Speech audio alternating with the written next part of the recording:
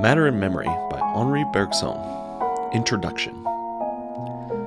This book affirms the reality of spirit and the reality of matter, and tries to determine the relation of the one to the other by the study of a definite example, that of memory. It is then frankly dualistic, but on the other hand, it deals with body and mind in such a way, we hope, as to lessen greatly, if not to overcome, the theoretical difficulties which have always beset dualism, and which cause it, though suggested by immediate verdict of consciousness and adopted by common sense, to be held in small honor among philosophers. These difficulties are due, for the most part, to the conception, now realistic, now idealistic, which philosophers have of matter. The aim of our first chapter is to show that realism and idealism both go too far, that it is a mistake to reduce matter to the perception which we have of it, a mistake also to make it a thing able to produce in us perceptions, but in itself of another nature than they. Matter, in our view, is an aggregate of images. And by image, we mean a certain existence which is more than that which the idealist calls a representation, but less than that which the realist calls a thing. An existence halfway between the thing and the representation. This conception of matter is simply that of common sense. It would greatly astonish a man unaware of the speculations of philosophy if we told him that the object before him, which he sees and touches, exists only in his mind. And for his mind, or even more generally, exists only for mind, as Berkeley held. Such a man would always maintain that the object exists independently of the consciousness which perceives it. But on the other hand, we should astonish him quite as much by telling him that the object is entirely different from that which he perceives in it, that it has neither the color ascribed to it by the eye, nor the resistance found in it by the hand. The color, the resistance are for him in the object. They are not states of his mind. They are part and parcel of an existence really independent of our own. For common sense, then, the object exists in itself, and on the other hand, the object is in itself pictorial, as we perceive it. Image it is, but a self-existing image. This is just the sense in which we use the word image in our first chapter. We place ourselves at the point of view of a mind unaware of the disputes between philosophers. Such a mind would naturally believe that matter exists just as it is perceived, and since it is perceived as an image, the mind would make of it, in itself, an image. In a word, we consider matter before the dissociation which idealism and realism have brought about between its existence and its appearance. No doubt, it has become difficult to avoid this dissociation now that philosophers have made it.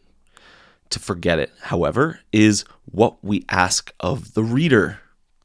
If in the course of the first chapter objections arise in the mind against any of the views that we put forward, let him ask himself whether these objections do not imply his return to one or the other of the 2 points of view above which we urged him to rise. Philosophy made a great step forward on the day when Berkeley proved, as against the mechanical philosophers, that the secondary qualities of matter have at least as much reality as the primary qualities. His mistake lay in believing that, for this, it was necessary to place matter within the mind and make it into a pure idea.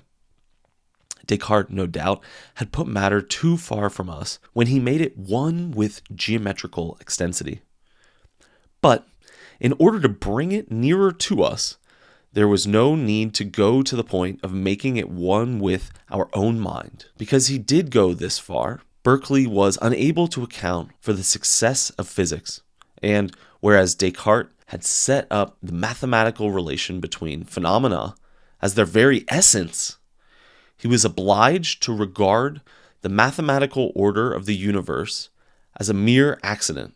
So, the Kantian criticism became necessary to show the reason of this mathematical order and to give back to our physics a solid foundation. A task in which, however, it succeeded only by limiting the range and value of our senses and of our understanding. The criticism of Kant on this point, at least, would have been unnecessary. The human mind, in the direction at least, would not have been led to limit its own range. Metaphysics would not have been sacrificed to physics if philosophy had been content to leave matter halfway between the place to which Descartes had driven it and that to which Berkeley drew it back, to leave it, in fact, where it seems by common sense. There we shall try to see it ourselves. Our first chapter defines this way of looking at matter. The last set forth the consequences of such a view. But, as we said before, we treat of matter only insofar as it concerns the problem dealt with in our second and third chapters, that which is the subject of this essay, the problem of the relation between soul and body. This relation, though, it has been a favorite theme throughout the history of philosophy, has really been little studied.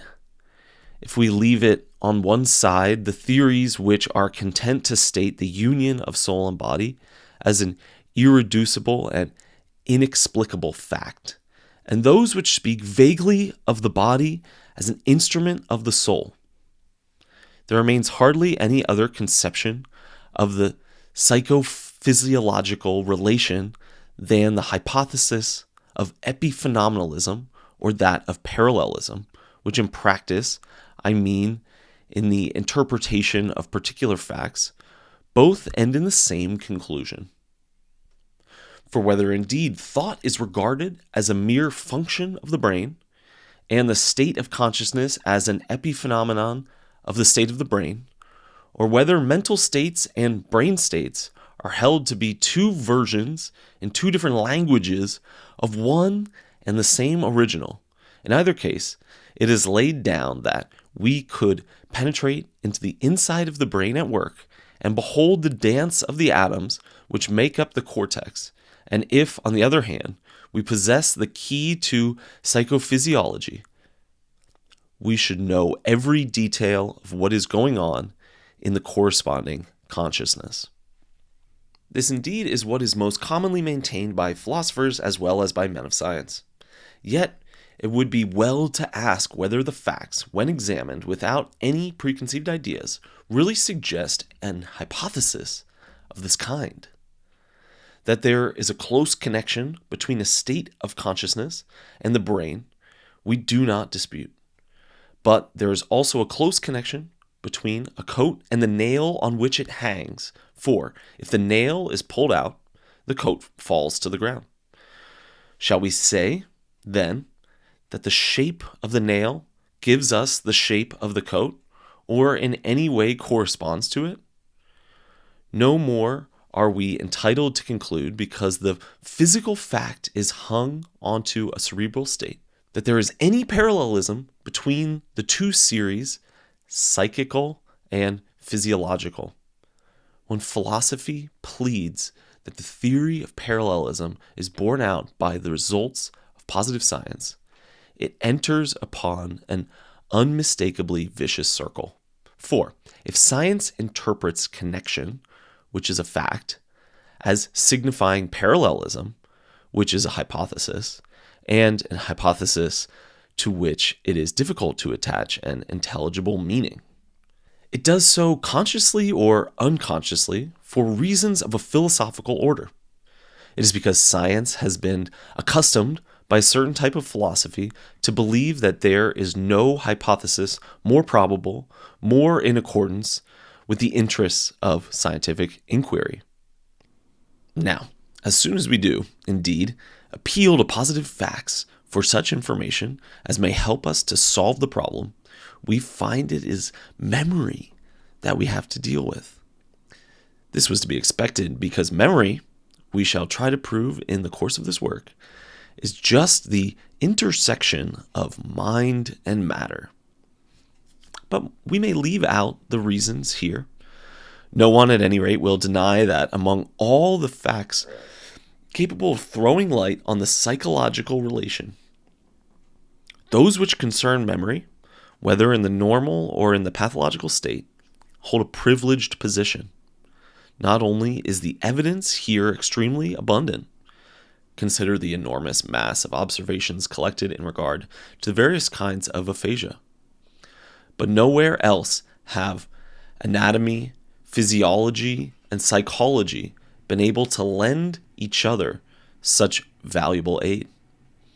Anyone who approaches without preconceived ideas and on firm grounds of facts the classical problems of the relation of soul and body will soon see this problem as centering upon the subject of memory, and even more particularly upon the memory of words.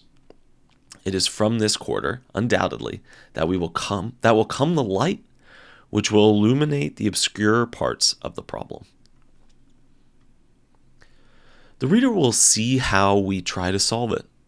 Speaking generally, the physical state seems to us to be, in most cases, immensely wider than the cerebral state. I mean that the brain state indicates only a very small part of the mental state, the part which is capable of translating itself into movements of locomotion. Take a complex thought which unrolls itself in a chain of abstract reasonings. This thought is accomplished by images that are at least nascent.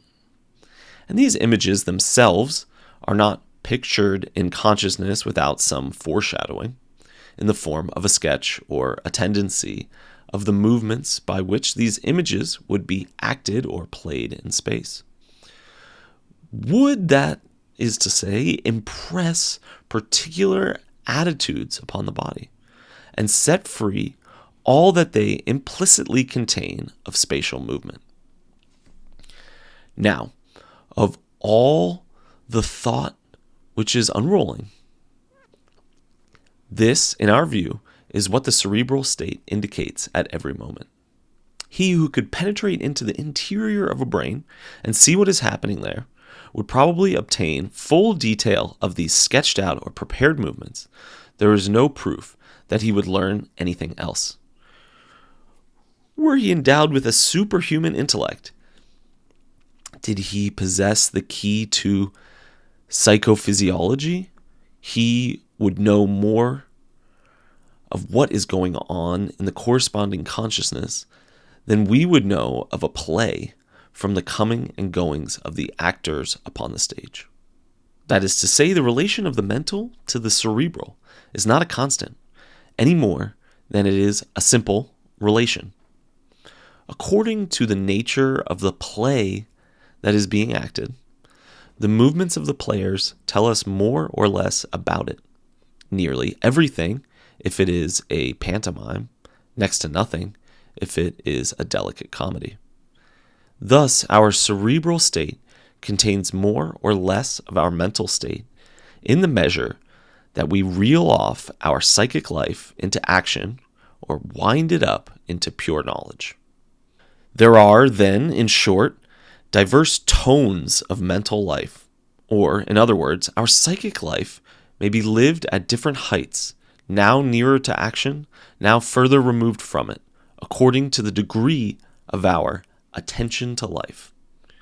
Here we have one of the ruling ideas of this book, the idea, indeed, which served as the starting point of our inquiry.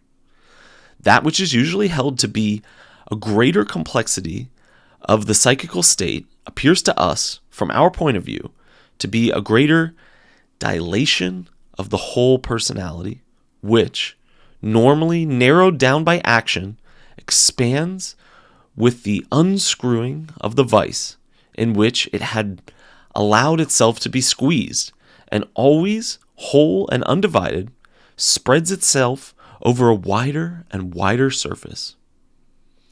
That which is commonly held to be a disturbance of the psychic life itself, an inward disorder, a disease of the personality, appears to us, from our point of view, to be an unloosening or a breaking of the tie which binds our psychic life to its motor accompaniment, a weakening or an impairing of our attention to outward life. This opinion, as also that which denies the localization of the memory image of words and explains aphasia quite otherwise than by such localizations, was considered paradoxical at the date of the first publication of the present work, 1896. It will appear much less so now. The conception of aphasia then classical, universally admitted, believed to be unshakable, has been considerably shaken in the last few years, chiefly by reasons of an anatomical order, but partly also by reasons of the same kind as those which we then advanced. And the profound and original study of neurosis made by Pierre Genet has led him of late years to explain all psychasthenic forms of disease by the same considerations of psychic tension and of attention to reality, which were then presumed to be metaphysical. In truth, it was not altogether a mistake to call them by that name, without denying to psychology, any more than to metaphysics, the right to make itself into an independent science. We believe that each of these two sciences should set problems to the other and can, in a measure, help it to solve them. How should it be otherwise if psychology has for its object the study of the human mind working for practical utility, and if metaphysics is but the same mind striving to transcend the conditions of useful action, to come back to itself as to a pure creative energy? Many problems which appear foreign to each other as long as we are bound by the latter of the terms in which these two sciences state them, are seen to be very near akin and to be able to solve each other when we are penetrating into their inner meaning. We little thought at the beginning of our inquiry that there could be any connection between the analytical study of memory and the question which is debated between realists and idealists, or between mechanists and dynamists, with regard to the existence or the essence of matter. Yet this connection is real. It is even intimate, and if we take it into account, cardinal metaphysical problem is carried into the field of observation, where it may be solved progressively instead of forever giving rise to fresh disputes of the schools within the closed list of pure dialectic. The complexity of some parts of the present work is due to the inevitably dovetailing of problems which result from approaching philosophy in such a way. But through this complexity, which is due to the complexity of reality itself, we believe that the reader will find their way if they keep a fast hold on the two principles which we have used as a clue throughout our research. The first is that in psychological analysis, we must never forget the utilitarian character of our mental functions, which are essentially turned towards action. The second is that the habits formed in action find their way up to the sphere of speculation, where they create fictitious problems, and that metaphysics must begin by dispensing this artificial obscurity.